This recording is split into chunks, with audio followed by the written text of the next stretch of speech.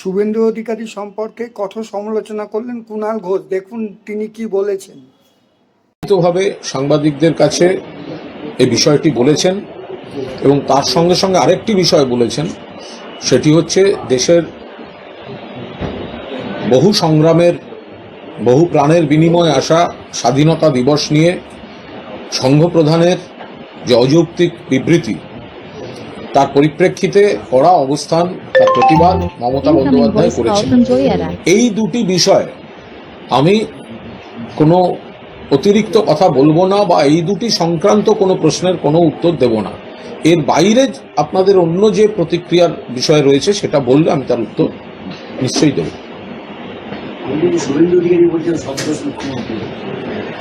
শুভেন্দু অধিকারী যদি বলে থাকেন সব দোষ মুখ্যমন্ত্রীর, তাহলে পরপর রেল অ্যাক্সিডেন্টগুলো যে হচ্ছে সারা দেশে, তাহলে রেলমন্ত্রী এখনো চেয়ারে বসে আছেন কেন? রেলমন্ত্রীর পদত্যাগ শুভেন্দু অধিকারী চাইছেন না কেন? যখন কাশ্মীরে সীমান্ত অতিক্রম করে পুলওয়ামা আমাদের ওখানে ঢুকে ওই ধরনের কাণ্ড ঘটছে, তখন দেশের প্রধানমন্ত্রীর ইস্তফা চান না কেন শুভেন্দু অধিকারী? বিরোধী দলনেতাকে বলছি, যা বলবেন ভেবে চিনতে বলবেন। মাননীয় মুখ্যমন্ত্রী এই ঘটনাটায় কি করবেন? যেখানে যে ডক্টরদের অপারেশনটা করার কথা, যে সিনিয়র ডক্টরদের, তারা সেই সময় কাজ ফেলে পড়ুয়াদের হাতে ছেড়ে অন্য জায়গায় প্রাইভেট প্র্যাকটিসের ওটি করতে গেছেন, তারপর দুর্ভাগ্যজনক দুর্ঘটনা এবং মৃত্যু ঘটেছে। তার সঙ্গে মুখ্যমন্ত্রী কি করবেন? মুখ্যমন্ত্রী ওই জায়গাটায় যা যা সরকারি ব্যবস্থা ছিল, গোটা ব্যবস্থা ছিল, এবার যদি সেখানে সিনিয়র ডক্টররা তাদের দায়িত্ব পালন না করেন, তার জন্য কেন মুখ্যমন্ত্রীকে দায়ী করা হবে? আর যদি বিরোধী দলনেতার কথায় কথায় চেয়ার ধরে টানাটানি লোকের অভ্যাস হয়, তাহলে দেশে যে পরের পর এমনকি বাংলার বুকেও ট্রেন দুর্ঘটনাগুলো ঘটে গেল, রেলমন্ত্রীকে ইস্তফা দিতে বলেছেন। বাংলাদেশের অনুপ্রবেশ ঘটছে আসামে, ত্রিপুরায়, বাংলাতেও। সীমান্ত রক্ষায় ফেল করছে বিএসএফ। অমিত শাহকে ইস্তফা দিতে বলেছেন হোম মিনিস্টারের পদ থেকে।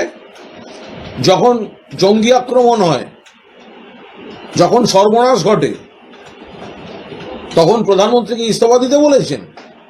সুতরাং এই ধরনের দায়িত্বজ্ঞানহীন কথাবার্তা, যেখানে মাননীয় মুখ্যমন্ত্রী বলছেন চিকিৎসকরা মানুষের যার যা দায়িত্ব পালন করে চিকিৎসাটা করুন।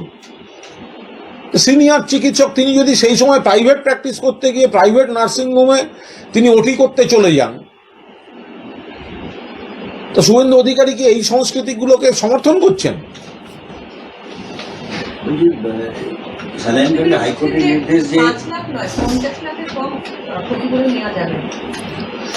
দেখুন, এগুলো একটা সবকিছুর নিয়ম কাঠামো ইত্যাদি থাকে।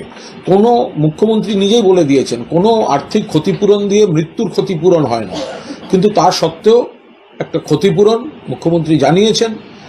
এখন বিরোধী দলনেতার যদি মনে হয় তা তিনি অন্য রাজ্যে কে কোথায় এই ধরনের ঘটনায় একজন ডক্টর তিনি অপারেশন না করে, দায়িত্ব পালন না করে, কাঁচা হাতে পড়ুয়াদের হাতে ছেড়ে দিয়ে তিনি অন্য জায়গায় প্রাইভেট প্র্যাকটিস করতে গেছেন টাকার বিনিময়ে। সেই মৃত্যুর জন্য সরকার, যেহেতু এটা সরকারি জায়গা, তাই সেই ব্যক্তিদের এত বড় অপরাধের দায়িত্বটাও সরকার নিয়ে ক্ষতিপূরণ দিচ্ছে। তো অন্য রাজ্যে কে কোথায় এরম ধরনের ঘটনা, তো অন্য রাজ্যে স্বাস্থ্যক্ষেত্রে মৃত্যু ইত্যাদি হয়েছে, তো দেখুন না সেখানে কে কত টাকা ক্ষতিপূরণ দিয়েছে। ক্ষতিপূরণের টাকাটা বড় কথা নয়, এবং ক্ষতিপূরণ দিয়ে মৃত্যুর ক্ষতিপূরণ হয় না।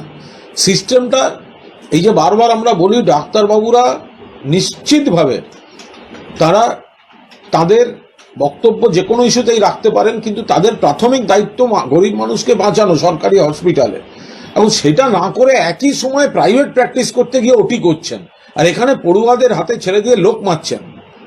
তারপরে শুভেন্দুবাবুরা টাকার দরাদরি করছেন। লজ্জা হওয়া উচিত। হাইকোর্টের নির্দেশ যে আয়রন স্যালাইন এটা সমস্ত হাসপাতালে বন্ধ করতে হবে আর ক্ষতিপূরণ দিতে হবে ক্ষতিগ্রস্ত পরিবার, এগুলো আমার মনে হয় যে এই সমস্ত রিপোর্ট ইত্যাদি সেগুলো দেখে মাননীয় মুখ্যমন্ত্রী যা যা ঘোষণা করেছেন সেটা নিয়ে একটি শব্দ অতিরিক্ত বলবো না, কারণ সবিস্তারে মাননীয় মুখ্যমন্ত্রী বলে দিয়েছেন। এখন মহামান্য হাইকোর্ট তাদের নির্দেশের আগেই হয়তো মুখ্যমন্ত্রী সেই ঘোষণাগুলো হয়ে গিয়েছে। তারা যেটা বন্ধ করতে বলছেন, যেটা ক্ষতিপূরণের কথা বলছেন, তো মুখ্যমন্ত্রী তো সেই কথাগুলো বলে দিয়েছেন যে এই স্যালাইন রিটেস্ট করতে পাঠানো হয়েছে, যদিও অন্য রাজ্যে অনেক রাজ্যে চলছে, তা সত্ত্বেও সেটা বন্ধ করা হয়েছে। এবং সেখানে শুধু আর্থিক ক্ষতিপূরণ নয়, ওই পরিবার কেউ যদি চায় তার চাকরির ব্যবস্থা, এগুলো তো মুখ্যমন্ত্রী ইতিমধ্যেই তাদের প্রথম দফার যা যা সিদ্ধান্ত সব জানিয়ে দিয়েছে। আমাদের ভিডিও ভালো লাগলে লাইক ও শেয়ার করুন, কমেন্ট সেকশনে গিয়ে জানান আপনাদের মতামত। আরও ভিডিও পেতে চ্যানেলকে সাবস্ক্রাইব করুন। প্রতি মুহূর্তে খবরের আপডেট পেতে প্রেস করুন বেল আইকন।